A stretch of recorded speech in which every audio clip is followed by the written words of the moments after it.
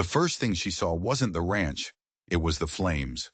Orange tongues of fire, wild and hungry, licked at the night sky from a downstairs window. Not lamplight. This was chaos. This was death. Eleanor Sullivan, Ellie to the few friends she had left, didn't even bother with the hitching post. She threw herself from her tired mare, Penny, and hit the muddy ground running. The rain was coming down in sheets, cold and unforgiving, but the heat from the house was a blast furnace against her face. She hammered on the back door, the wood rattling in its frame. No answer. The smell of smoke, thick and acrid, clawed at her throat. She tried the handle. Unlocked. The kitchen was a nightmare. Smoke billowed in a thick, choking cloud, and the fire was already crawling up the wall like a living thing, reaching for the ceiling. A pot of stew, forgotten in the chaos, bubbled away on the stove, a surreal domestic scene in the middle of hell. She didn't hesitate. Years as a war nurse had burned hesitation out of her. You act, or people die. It was that simple. Ellie grabbed a bucket of washing water from beside the door and hurled it at the base of the flames. A furious hiss, a plume of steam, but the fire barely flinched. She snatched a heavy wool blanket from a chair and started beating at the blaze, the smoke searing her lungs, her eyes streaming. The storm outside raged, thunder cracking like artillery, but she didn't hear it. All she heard was the roar of the fire and the frantic beat of her own heart. She didn't hear the door slam open behind her. She didn't see the towering figure until his shadow fell over her, swallowing the flickering light. Strong hands grabbed her, pulling her back with brutal force. "Move aside!" a voice commanded, rough as gravel. A man, broad as a barn door, shoved past her with a huge metal wash basin. He doused the last of the flames with a practiced heave, the water exploding against the charred wood. He stood there for a long moment, his back to her, breathing heavily as he scanned the damage. Only when he seemed satisfied the danger was past did he finally turn, and his eyes were terrifying. "Who the hell are you?" he demanded. But the look in those eyes wasn't just anger. It was raw, naked fear. Ellie straightened her spine, pushing a wet strand of hair from her sooty face. The man before her was a mountain, tall, broad-shouldered, with dark hair shot through with silver. He might have been handsome once, before the world carved deep, bitter lines into his face. But those eyes, a piercing, impossible blue, were what held her. They weren't just suspicious, they were hunted. "I'm Eleanor Sullivan," she said, her voice steadier than she felt. "Martha Sullivan's daughter." Recognition flickered in the depths of his eyes, quickly buried by confusion. "Martha's daughter," he repeated, the words flat. "What are you doing here?" "My mother can't cook for your ranch anymore," Ellie explained, her voice sharp. Her heart. "She's not well. I've come to take her place." The man, who she could only assume was Thomas Thornfield, the owner of this God-forsaken place, looked her up and down. He took in her travel-worn dress, the grime on her hands, the soot smudging her cheek. "You arrive unannounced in a storm, break into my home, and expect a job." His voice was laced with disbelief. "I didn't break in," she shot back, her own temper flaring. "The door was unlocked, and your kitchen was on fire." She gestured to the scorched wall, the smell of wet char filling the air. "You're welcome, by the way." For a split second, surprise registered on his face. It was as if no one had talked back to him in a very, very long time. Then the corner of his mouth twitched, a barely perceptible movement. "Thomas Thornfield," he said, a curt nod. "And I didn't ask for your help." "Fortunate you got it anyway," Ellie retorted. She wasn't going to be intimidated. She'd faced down surgeons drunk on whiskey and boys dying with their guts in their hands. A grumpy rancher was nothing. "My mother sent a letter last week." "I received no letter," he said flatly. The words hung in the air, an accusation. The post was unreliable, sure, but his tone said something else. It said he didn't believe her. It said she was a liar. And then she noticed something else, something that sent a cold spike of fear right through her. On the floor, near the wall where the fire had been worst, was a small, empty tin can. The label was mostly burned away, but she could make out a few letters. Kero, kerosene. This fire was no accident.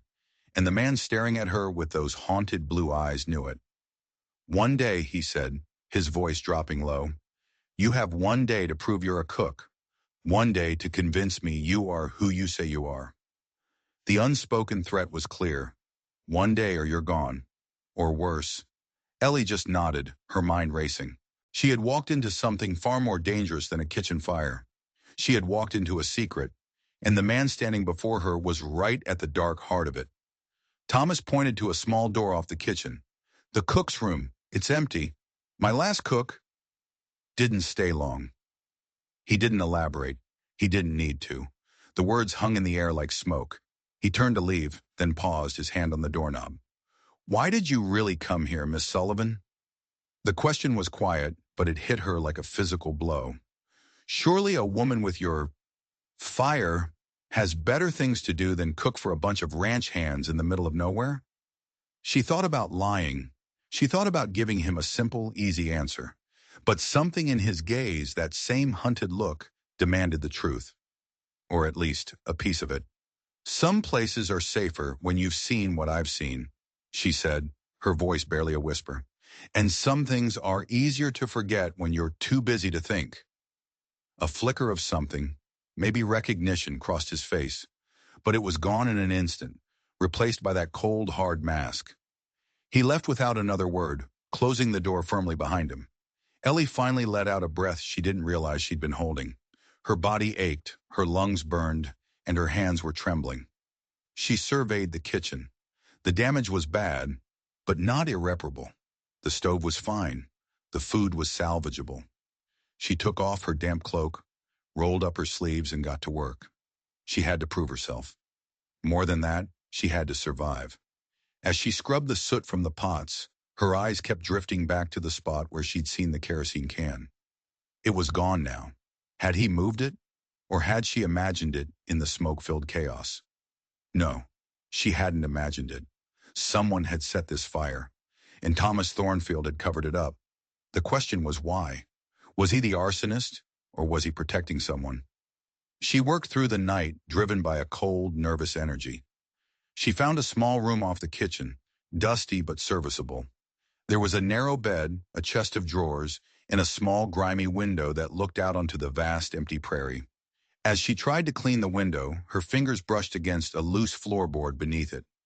Curiosity, a dangerous trait she'd never managed to shake, got the better of her. She pried it up. Underneath, nestled in the dust and grime, was a small, leather-bound diary. Her hands trembled as she opened it. The handwriting was delicate, feminine. The first entry was dated 2 years prior. "My dearest Thomas brought me to this wild place," it began. "He calls it Thornfield, our fortress against the world. I fear it may become my prison." The signature at the bottom made her blood run cold. Sarah Thornfield. Ellie slammed the diary shut, her heart hammering against her ribs. She shoved it back under the floorboard, her mind reeling. Sarah Thornfield, Thomas's wife, the woman who, according to her mother's letters, had died of diphtheria 5 years ago. But this diary was dated 2 years ago, 3 years after her supposed death. Nothing made sense. The fire, the kerosene can, a diary from a dead woman. Thomas's haunted, terrified eyes. She was standing on a landmine, and she didn't know which way to step. Sleep was impossible. She spent the rest of the night cooking, pouring all her fear and confusion into her mother's recipes. By the time dawn broke, pale and gray after the storm, the kitchen was filled with the aroma of fresh biscuits, simmering stew, and strong coffee. She was a war nurse. She knew how to build a fortress out of routine. She was setting biscuits on a baking sheet when the door creaked open. It was Thomas. He stopped dead in the doorway, his eyes sweeping the room. He looked surprised to find the kitchen not just clean, but alive with the promise of a hot meal. "You're up early," he said. It wasn't a compliment. It was an observation, sharp and assessing. "There's much to be done," she replied, her voice even. She wouldn't let him see how rattled she was. He moved to the stove, pouring himself a cup of coffee. The silence stretched, thick with unspoken questions. He watched her every move, his blue eyes missing nothing. "You said you've seen things," he finally said, his back to her. The war. I was a nurse, she confirmed, keeping her focus on the biscuit dough. Field hospitals. He turned, his gaze intense. Army Medical Corps? Yes. She risked a glance at him. Why? He ignored her question. 5th Cavalry. Surgeon, he said. The words clipped. Then he set his coffee cup down with a sharp crack. The men will be in shortly. And just like that, he was gone, leaving her staring at his empty cup. A surgeon. A battlefield surgeon. That explained the practiced calm during the fire. It explained the steady hands. But it raised 1,000 new questions. Why would a brilliant surgeon bury himself out here, living like a recluse? What horrors had he seen, not just in the war, but in this very house? The ranch hands started to trickle in, a collection of weathered, wary men. They looked at Ellie with open curiosity. She served them the stew and biscuits, her movements efficient and silent. She felt their eyes on her, felt their judgment. This was her real test. Thomas sat at the head of the table, separate from the others, watching. An old man with a face like a dried apple took the first bite. His eyes widened. Well, I'll be, he mumbled through a mouthful of biscuit.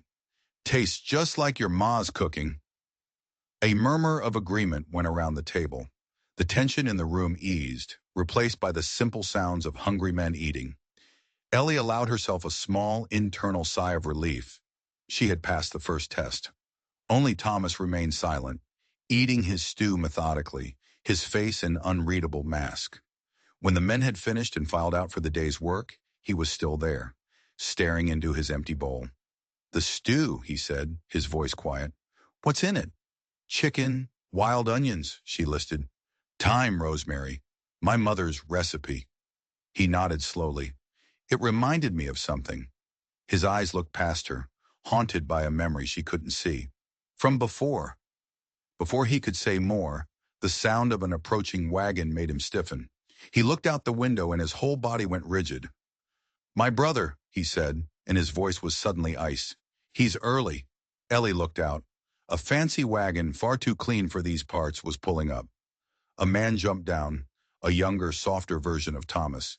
He helped a finely dressed woman descend. She looked like she belonged in a Boston parlor, not on a Wyoming ranch. I wasn't expecting them until next week, Thomas said, his voice dangerously low. And Ellie knew, with a certainty that chilled her to the bone, that this was not a happy family reunion. It was an invasion. Should I prepare something special for them? Ellie asked, trying to break the tense silence. Thomas didn't take his eyes off the approaching couple. No, he said, his voice flat. They'll eat what we eat. He turned to leave, then paused at the door. You didn't ask if you could stay. It was a test. She knew it. Have I earned my day? She countered. When he turned back, there was a flicker of something in his eyes. Not amusement. Something harder. Respect, maybe. You've earned breakfast, he conceded. Lunch and dinner will determine the rest. He left to greet his brother, leaving Ellie with the ghost of his words. As she watched from the window, the brother's greeting was stiff, formal. There were no warm embraces, just a curt handshake. The woman Charlotte offered a polite smile, but her eyes darted around nervously, taking in the rugged, isolated ranch. There was a story here, a dark one, and she was standing right in the middle of it. Lunch was a tightrope walk over a canyon of unspoken resentments.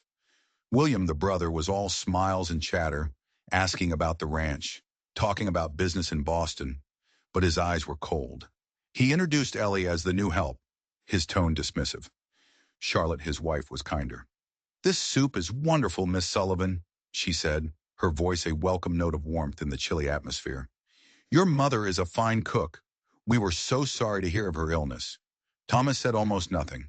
He ate his beef soup and stared at his brother with an expression of pure, unadulterated loathing. After the meal, Ellie was clearing the dishes when she overheard the brothers talking on the porch. Their voices were low, but sharp enough to cut through the thin wooden walls. The railroad company's offer is more than fair, Thomas, William said, his voice tight with frustration. We've discussed this. Thomas's voice was a low growl. The ranch is not for sale. Be reasonable. The eastern land is useless. The money would let you modernize this place. Think of the future. I am thinking of the future, Thomas snapped back. Our future. This land is all we have left of him. Of him? Of their father? The argument faded as they walked away from the house. Ellie carried the dishes to the kitchen, her mind racing. This wasn't just about a railroad. It was about something deeper, something that had shattered this family. Charlotte had followed her into the kitchen, a worried frown on her pretty face. I hope you'll forgive my husband, she said quietly. He doesn't understand Thomas's attachment to this place. It seems to run deep, Ellie said carefully. Charlotte hesitated, then leaned closer, her voice dropping to a whisper. William worries about him, alone out here, especially after what happened to Sarah. She stopped abruptly, her eyes wide with fear, as if she'd said too much. The kitchen door swung open, and the brothers stepped back inside. The argument was over, but the anger still crackled in the air between them. Charlotte, my dear, William said, his smile pasted back on. We should rest. The journey was long. As they left, Thomas lingered. He stood by the window, staring out at the vast, empty land that was tearing his family apart. My brother believes in progress, he said, his voice heavy. He thinks the old ways should be swept aside. And you don't? Ellie asked. He turned from the window and his blue eyes were filled with a profound, aching sadness. I think some things are worth preserving, he said, even if the world has decided they're worthless. He was talking about more than just land. She knew it. Before she could answer, he pinned her with a look. You've handled yourself well today, Miss Sullivan. The compliment felt like a rare coin, offered grudgingly. But I have to wonder, he continued, taking a step closer. Who sent that letter to your mother, offering her a job she was too sick to take? A letter that brought you, a former Army nurse with a knack for finding trouble, right to my door on the very night my house was set on fire. The accusation was plain. He thought she was a plant, a spy. I don't know what you're talking about, she said, her voice shaking slightly. My mother got a letter. She sent me. Did she? He asked, his voice a silken threat. He was so close now she could see the flecks of gray in his blue eyes. Or did someone else orchestrate your convenient arrival? He was accusing her of being part of some plot. A plot involving his brother, the railroad, and a fire that was meant to do more than just char a kitchen wall. Her one day to prove herself had just become a race to uncover the truth before Thomas Thornfield decided she was the enemy and threw her to the wolves. The afternoon was a blur of tension. Ellie worked in the kitchen, preparing a roast chicken for dinner, acutely aware of every sound in the house. The low murmur of the brothers' voices, Charlotte's soft footsteps overhead. She felt like an actress in a play where she didn't know her lines or the plot. She needed more information. She needed that diary. While the house was quiet, the Thornfields presumably resting, she slipped back into her small room. She lifted the loose floorboard, her fingers closing around the cool leather of the diary. She had to risk it. She flipped through the pages, scanning for anything that might explain the madness she'd stumbled into. The entries were filled with a growing sense of dread. Sarah wrote of Thomas's dark moods, his long silences, his obsession with the ranch. She wrote about William's frequent visits, his arguments with Thomas over money. Then Ellie found it, an entry from a few months after the first one. William brought a man today, a surveyor for the railroad. He spoke of progress, of fortunes to be made. Thomas flew into a rage. He threw the man out. Later I heard them arguing. William said Thomas was a fool, that he was sitting on a gold mine. Thomas said this land was sacred ground, consecrated by blood. William's blood, he said. What did he mean? Ellie's blood ran cold. Consecrated by William's blood? But William was alive, resting in the room down the hall. Unless Thomas wasn't talking about his brother, unless there was another William. The back door slammed, and Ellie shoved the diary back under the floorboard just as footsteps approached her room. She stood up, her heart pounding, as Thomas appeared in the doorway. His face was a thundercloud. I'm going for a ride, he said, his voice tight. Dinner is at 7. Don't be late. He didn't wait for a reply. He was gone, the sound of his angry footsteps receding down the hall. Ellie leaned against the wall, her legs weak. This was getting more twisted by the minute. She decided to risk a walk outside, needing air, needing to think. She found a small, overgrown garden behind the house. Weeds choked what had once been carefully tended rows of herbs. It felt neglected, abandoned, like everything else at this ranch. Her eyes were drawn to a small, fenced-in area under a solitary oak tree. It was a grave, a single, simple wooden marker. She moved closer, her boots sinking into the soft earth. The carving was weathered, but the name was clear. Emma Thornfield, 1872-1872. A baby, Thomas's child. Her heart ached for the unimaginable loss. But then she saw the date, 1872, 5 years ago, the same year Sarah had supposedly died. "You shouldn't be here." The voice was low and dangerous. Thomas was standing right behind her. She hadn't heard him approach. He had moved with the silence of a predator. "I'm sorry," she stammered, stepping back from the small grave. "I was just—" "This is private," he snarled, his eyes blazing with a cold fire. "You have no right." "I meant no disrespect," she said, her own voice rising. "I lost someone, too, in the war. I know what these places mean." The anger in his eyes faltered for a second, replaced by a flicker of shared pain. But it was gone as quickly as it came. He walled it off, burying it under layers of ice. "Stay out of my affairs, Miss Sullivan," he said, the words sharp as broken glass. "Stay away from this place. Do your job in the kitchen, that is all." He turned and strode back to the house, his back ramrod straight. Ellie stood by the tiny grave, shaking. He wasn't just grieving. He was hiding something. Something connected to this child, and to his wife. She looked down at the marker again. Emma Thornfield. But Sarah's diary, written 3 years after this date, had never mentioned a child. Not once.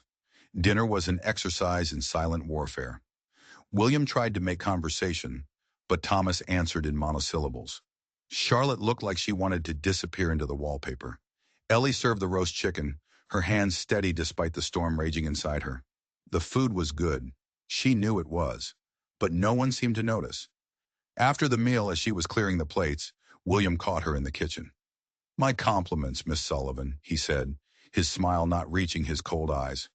"You're a bright spot in this dreary place." He leaned against the counter, his voice dropping. "My brother, he's a difficult man.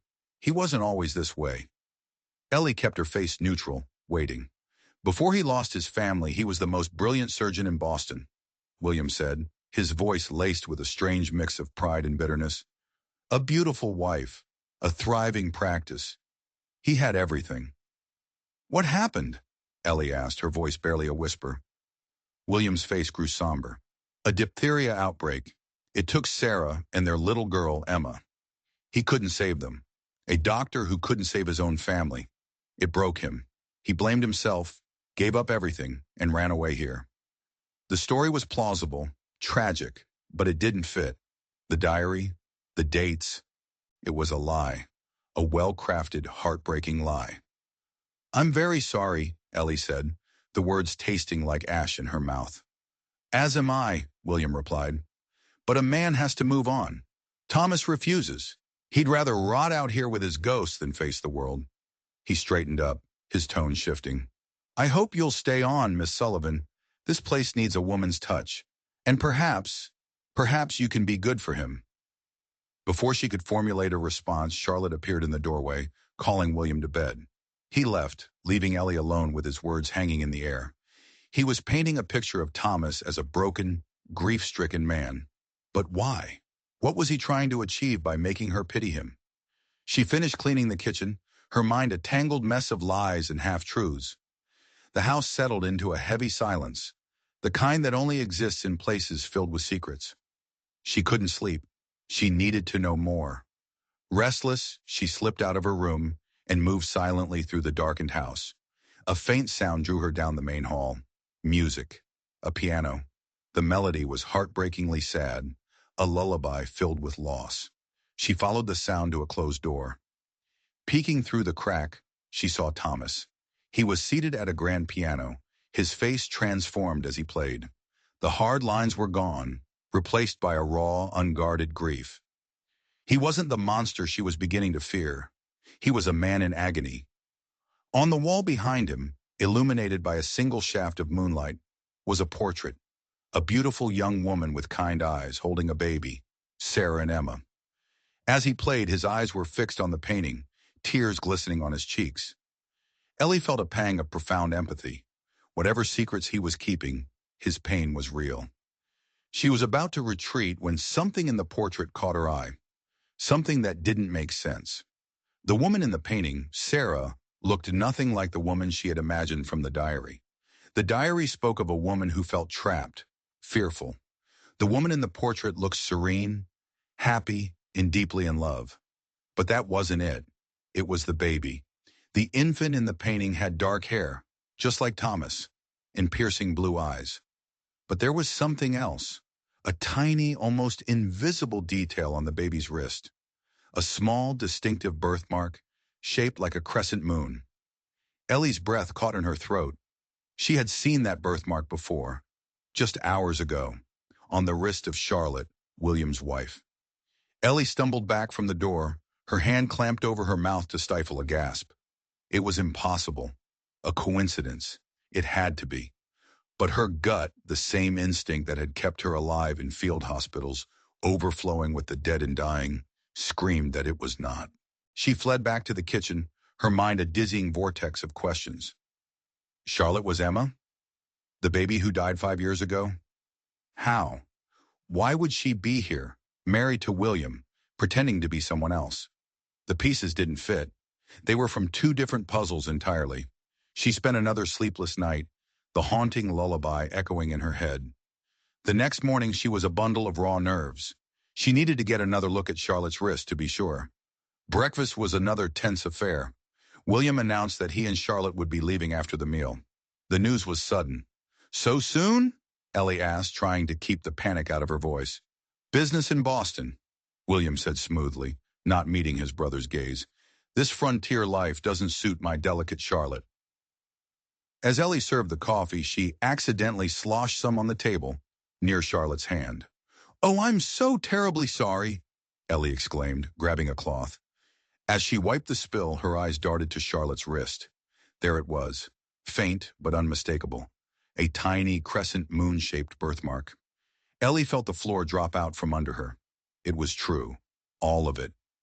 Charlotte was Emma Thornfield, the dead child, now a grown woman, married to the man who called himself her uncle. What kind of monstrous secret was this family hiding? After the wagon departed, carrying a smirking William and a visibly terrified Charlotte, Thomas found Ellie on the porch, staring out at the empty road. The ranch felt silent, empty, but charged with a dangerous energy. "They're gone," he said. It wasn't a statement of fact. It was a release of pressure. "What's going on here?" Ellie asked, her voice low and trembling. "Tell me the truth, Thomas, all of it." He looked at her, his blue eyes filled with a weariness that went bone deep. He seemed to have a war with himself for a long moment. Then he sighed, a sound of utter defeat. "You've proven yourself, Miss Sullivan," he said, his voice devoid of its earlier harshness. "The position is yours if you still want it after what I'm about to tell you." He led her inside to the room with the piano and the portrait. He stood before the painting of his wife and child, his shoulders slumped. "William is not my brother," he said, and the words dropped into the silence like stones into a deep well. "And that woman is not his wife. She is my daughter, Emma." Ellie sank into a nearby chair, her legs suddenly unable to support her. "Your daughter," she whispered, "but the grave, the date." "Is a lie," Thomas said, his voice heavy with a grief so profound it seemed to suck the air from the room. "A lie I've been forced to live for 5 years. He began to talk, the words pouring out of him as if a dam had finally broken. The story he told was a nightmare. Sarah, his wife, hadn't died of diphtheria. She had been murdered by a man named William. Not his brother, but his former medical partner in Boston. "William was brilliant," Thomas said, his voice tight with old pain. "But he was a monster.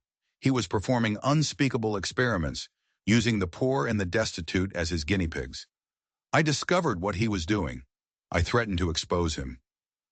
William, desperate to silence him, had come for his family. He'd planned to kill them all, to make it look like a tragic accident. But Sarah had fought back. She managed to hide their daughter Emma before William killed her. Thomas had arrived home to find his wife dead and his daughter missing. William vanished, Thomas continued, his voice cracking. He took my daughter and disappeared. The police found Sarah. They found a forged note. It looked like a suicide. I knew the truth, but I had no proof, and my only priority was finding my daughter. He had spent years searching, following whispers and rumors, burning through his fortune. He finally tracked William here, to the Wyoming territory. William had reinvented himself, using a new name, and had raised Emma as his own child, Charlotte. He had poisoned her mind, telling her that her father, Thomas, was a dangerous madman who had killed her mother. He brought her here to see the ranch, Thomas said, his voice thick with rage. To torment me. He wants this land. Sarah inherited it, and it passed to me. But if I die, it goes to Emma, his wife. He plans to have me declared insane, or have me killed, and take everything. The railroad deal, the arguments, it was all a smokescreen. A way to put financial pressure on Thomas, to make him look unstable. The fire wasn't just a threat. It was an attempt to destroy the house, maybe even kill him. He knows I won't go to the law, Thomas said bitterly. What would I say? That my dead daughter is alive, married to my wife's killer, and that he's trying to steal my ranch? They'd lock me up and throw away the key. He has her completely brainwashed. She's terrified of me. Ellie's mind was spinning. It was a story so monstrous, so twisted it had to be true. It explained everything. The fear in Thomas's eyes, his isolation, his violent reaction to her being near the grave, a decoy meant to support the lie of Emma's death. What do we do? She asked, her voice shaking. For the first time since she'd arrived, Thomas looked at her, and a flicker of hope ignited in his desolate eyes. We? He asked. You believe me? I believe you, she said, her voice firm. And in that moment, she knew she was no longer just a cook. She was his only ally in a war against a ghost, a war for his daughter's life and his own. The days that followed were charged with a new, dangerous purpose. Thomas and Ellie were no longer just a rancher and his cook. They were conspirators, moving through the quiet house, speaking in low tones, planning their next move. William will be back, Thomas said one evening, as they sat in the dim light of the kitchen. He won't let this go. He needs the land, and he needs me out of the way. He'll come back to finish the job. Then we have to be ready for him, Ellie replied. Her nursing skills, honed in the chaos of war, were proving useful in unexpected ways. She was trained to observe, to notice details others missed. She thought back to her brief interactions with William and Charlotte. Emma, she looked terrified, Ellie said. Not just of you, of him. When he wasn't looking, her eyes, she looked like a prisoner. She is, Thomas said, his face grim. He's controlled her entire life. She knows nothing else. There has to be a way to reach her, Ellie insisted. Something that can break through the lies. They started searching the house, looking for anything Sarah might have left behind. Anything that could prove to Emma who she really was. They searched Sarah's old room, which Thomas had kept locked, a perfect dusty shrine to his lost wife. In a small, intricately carved jewelry box, tucked beneath a velvet lining, they found it. A locket.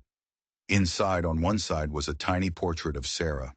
On the other, a picture of Thomas, younger, smiling. But it was the inscription on the back that made them both stop breathing. My dearest Emma, it read, no matter where you are, you will always be our moon and stars. Love, Mama. And beneath the inscription, a tiny carved crescent moon, the shape of her birthmark. This is it, Ellie whispered, her voice tight with excitement. This is the proof. If we can get this to her, show her this. Getting it to her is the problem, Thomas said, his hope tempered with grim reality. William watches her like a hawk, and we don't even know where they are. But old Pete, the ranch hand with the face like a dried apple, did. He came to the kitchen late one night, his eyes shifting nervously. Begging your pardon, boss, he said, twisting his worn hat in his hands. But I heard that brother of yours talking. Said he was taking his wife to Pine Creek. Rented a room at the hotel. Said he had some business there before heading back east. Pine Creek, the nearest town, a day's ride away. He's not heading back east, Thomas said, a cold certainty in his voice. He's waiting, planning his next move. Then we have to move first, Ellie said. A desperate plan began to form in her mind. It was risky, reckless even, but it was the only chance they had. I'll go to Pine Creek, she said. He knows you. He'd never let you near her. But me? I'm just the help.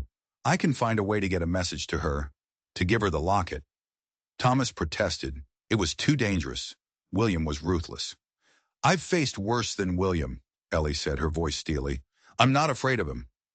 Thomas looked at her, at the fierce determination in her eyes, and he finally nodded. The next morning, Ellie rode out, telling the ranch hands she was going for supplies. She had the locket tucked safely in an inside pocket, its weight a constant reminder of the life that hung in the balance. The ride to Pine Creek was fraught with tension. Every shadow seemed to hold a threat. When she arrived, the town was a dusty main street with a few dozen wooden buildings. She found the hotel, a two-story affair that looked like it had seen better days. She took a room, her mind racing. How could she get to Emma without William knowing? The answer came in the form of a note slipped under her door that evening. Be at the livery stable at midnight. Come alone. There was no signature. It was a trap. She knew it. William must have had someone watching her. But what choice did she have? She couldn't go back. She couldn't fail. At midnight, clutching the locket in her pocket, she slipped out of the hotel and made her way to the dark, cavernous livery stable. The air was thick with the smell of hay and manure. I knew you'd come, a voice said from the shadows. It was William. He stepped out, a lantern in one hand, a pistol in the other. His charming smile was gone, replaced by a cold, reptilian sneer. Looking for someone? Where is she? Ellie demanded, her voice not betraying the fear that was making her heart pound. Charlotte? Oh, she's resting, William said casually. She's been so emotional lately. You know how women are. He took a step closer, the gun leveled at her chest. Give me what you have for her. So he knew about the locket. How? Had he searched the ranch after they left? I don't know what you're talking about, Ellie said, backing away slowly. Don't play dumb with me, he snarled. Thomas is sentimental. I knew he'd have kept something of Sarah's. Something to prove his ridiculous story. Now hand it over. From the shadows behind William, another figure emerged. It was Emma. Her face was pale, her eyes wide with terror. William, please, she whispered. Let her go. Quiet, my dear, he said without looking at her. This doesn't concern you. It does, Emma cried, her voice stronger now. Pete, the old man from the ranch, he came to me. He told me everything. The world seemed to stop. Pete had gotten to her first. He had told her the truth. William's face contorted with rage. He turned his head for a split second to glare at Emma. And that was the opening Ellie needed. She lunged not at William, but at a bale of hay stacked high against the wall. She threw all her weight against it, sending it toppling over, right into William's path. He stumbled, his shot going wild, the bullet splintering the wooden wall beside her head. In that moment of chaos, Thomas exploded out of the darkness. He must have followed her, must have known it was a trap. He slammed into William like a freight train, and the two men went down in a tangle of limbs. The gun skittered across the dirt floor. Emma screamed. Ellie didn't hesitate. She scrambled for the gun, her fingers closing around the cold steel, just as William threw Thomas off him. He lunged for her, his face a mask of fury. She raised the pistol, her hands shaking, and pulled the trigger. The shot was deafening in the enclosed space. William stopped, a look of stunned surprise on his face. He looked down at the dark, spreading stain on his shirt. Then his eyes rolled back in his head, and he collapsed onto the hay-strewn floor. Silence. The only sound was the ragged gasps of their breathing. Thomas scrambled to his feet, rushing to Ellie's side. Are you all right? He asked, his hands hovering over her, as if he was afraid to touch her, afraid she might break. She could only nod, the heavy weight of the pistol still in her hand. Then a sob broke the silence. Emma, She was staring at William's still form, her face a mess of tears and confusion. He, he said you were a monster, she whispered, looking at Thomas. He said you killed my mother. Thomas took a slow, hesitant step toward her. His face was filled with so much love, so much pain, it was almost unbearable to watch. He was the monster, Emma, he said, his voice thick with emotion. He took her from me. He took you from me. He pulled the locket from his own pocket. Ellie must have dropped hers in the scuffle. He opened it and held it out to her. Your mother wanted you to have this, he said. Emma looked at the tiny portraits, her trembling fingers tracing the image of Sarah's face. She turned it over, and her eyes fell on the inscription, the crescent moon. Her own hand went to her wrist, to the birthmark that had been there her whole life. The lies crumbled. The years of brainwashing fell away, revealing the raw, aching truth beneath. Mama, she whispered, the word a tiny, broken sound. And then she collapsed into her father's arms, the father she had been taught to hate, and they wept together for the years that had been stolen from them. The sheriff from Pine Creek was a practical man. He listened to their story, his face grim. He'd heard whispers about the man calling himself William, his shady land deals, his hair-trigger temper. The story, as wild as it was, made a twisted kind of sense. Old Pete, the unlikely hero, confirmed everything. He'd been loyal to Sarah, and he'd never trusted William. He'd seen the way he treated Emma, the fear in her eyes. He'd risked everything to ride to Pine Creek and tell her the truth. They rode back to Thornfield Ranch under a sky bruised with the colors of dawn. It was a different journey this time. The secrets were gone, replaced by a fragile, tentative hope. Emma, now clinging to her real name, rode beside her father, her eyes never leaving his face, as if she was trying to memorize the features she had been denied for so long. Ellie rode a little behind them, giving them their space. She had done what she came to do. She had uncovered the truth. She had brought a daughter back to her father. But as she watched them, a strange sense of melancholy settled over her. Her part in this story was over. She was the cook, the temporary help. Now that Thomas had his daughter back, he wouldn't need her anymore. The thought left an empty, aching hole in her chest that had nothing to do with her mother's weak heart and everything to do with a man with haunted blue eyes. Life at Thornfield Ranch transformed. The heavy shroud of grief and secrets lifted, replaced by the sound of a daughter's laughter and a father's quiet joy. Emma was rediscovering her home, her past. Thomas showed her the garden Sarah had planted, the piano Sarah had played. He told her stories of her mother, painting a portrait of a vibrant, loving woman, erasing the monstrous lies William had fed her for years. Ellie watched from the sidelines, her heart a tangled mess of happiness for them and a growing sadness for herself. She kept the kitchen running, cooked their meals, and maintained a professional distance. She was an outsider now, a witness to their reunion. Her role was fulfilled. One evening after a quiet dinner, Thomas found her in the garden, staring out at the sunset. The Wyoming sky was a breathtaking canvas of purple and gold. You're quiet tonight, he said, his voice gentle. Just tired, she lied. It's been a long few weeks. He stood beside her, his shoulder almost touching hers. The silence between them was different now. Not tense, but awkward. Emma is thriving, he said. She's remembering things, small things. The scent of lavender, the melody of the lullaby I used to play. He paused. She asked about you today. She said you were the bravest woman she'd ever met. Ellie's heart clenched. She's been through an ordeal. She's the brave one. We wouldn't have made it without you, Ellie, he said, his voice dropping low. You walked into a fire and saved us all. The use of her first name felt intimate, dangerous. I did what anyone would have done, she said, turning to go. She couldn't stand here with him, so close, pretending she didn't feel the chasm opening between them. His hand shot out, catching her arm. The touch was electric, sending a jolt through her. Don't, he said, his voice pleading. Don't pull away from me. He turned her to face him. The setting sun lit his face, and the haunted look was finally gone from his eyes. It was replaced by something else, something that made her breath catch in her throat. something she had only dreamed of seeing. I spent 5 years living in a ghost story, he said, his voice raw. And then you showed up. You weren't afraid of the dark. You weren't afraid of me. You fought for the truth. You fought for my daughter. He took her other arm, his grip gentle but firm. My story with Sarah is over. It's a tragedy that I will carry with me always. But it's the past. His eyes searched hers, filled with a desperate, hopeful question. I want a future, Ellie. For the first time in a very long time, I want to live again, but I don't want to do it alone. Ellie's heart, the one she had guarded so fiercely for so long, broke wide open. The tears she had refused to shed streamed down her face. Thomas, she whispered, the name a prayer on her lips.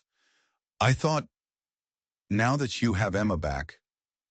I have my daughter back, he interrupted, his voice thick with emotion. But I don't have my partner. I don't have the woman who stood by me when the whole world was a lie. He raised a hand, his thumb gently wiping a tear from her cheek. His touch was hesitant, questioning. Stay, he whispered. Stay and build a new story with us. She didn't need to answer with words. She leaned into him, her hands coming up to cup his face, and she kissed him. It wasn't a kiss of passion, but of homecoming. A kiss that promised quiet mornings and shared burdens. A kiss that healed the broken places in both of them. It was a promise of a life that was just beginning, built on the ashes of the past. As the last light of the sun faded from the sky, they stood in the garden, two survivors who had found in each other not just a refuge, but a reason to start again. The ghosts of Thornfield Ranch were finally at peace, and for the first time, the house felt like a home. If you enjoyed this story and want to uncover more dark secrets and thrilling mysteries, don't forget to hit that subscribe button and ring the notification bell. You never know what secrets are waiting to be revealed in the next video.